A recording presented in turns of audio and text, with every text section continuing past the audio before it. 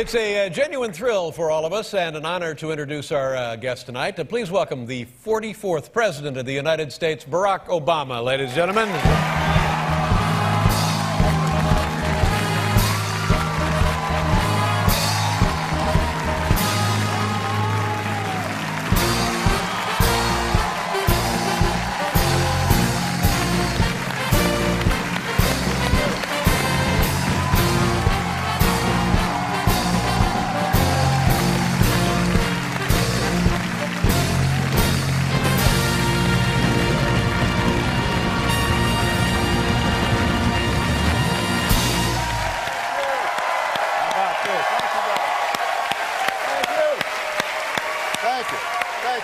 Thank you so Mr. President. Hello, everybody.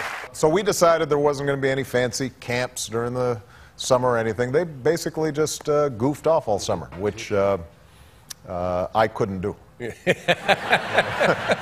So others have. I was looking at your itinerary for the day, and the activities and the stops and the visits, and considering your day yesterday, it just makes me dizzy. When you wake up on a day like this, is this something you relish, or is it something you say, oh, for heaven's sakes, I got to go see Letterman? That was unexpected, seeing that appear on the schedule. Yeah. I was...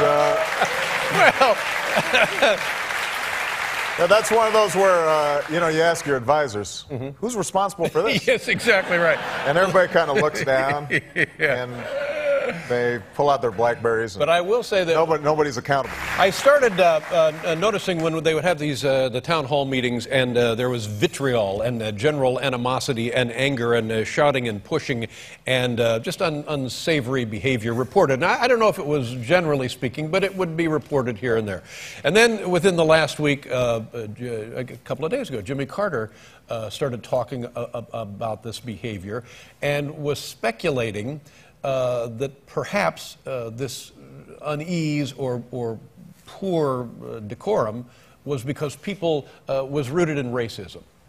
Is he onto something there, or is that just something to talk about? Well, first of all, I think it's important to realize that I was actually black before the election. So,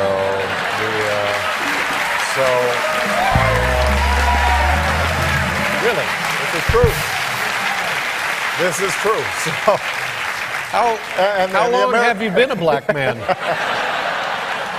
And so the American people, I think, gave me this extraordinary honor, and that tells you, I think, a lot about where the country's at. I actually think that what's happened is that whenever a president tries to bring about significant changes, particularly during times of economic unease, then there is a certain segment of the population that gets very riled up. And it happened. FDR was called a socialist and a communist. JFK, there were all kinds of names hurled at him. Ronald Reagan, when he came into office, he was moving in a different direction, and people were sure that he was bringing the country down. And so this is not untypical. One of the things you sign up for in politics is folks yell at you. But I think that what has been missing from the conversation is that the overwhelming majority of people, Republican or Democrat, I think they just want to see some common sense. They want to see some honesty and integrity in Washington.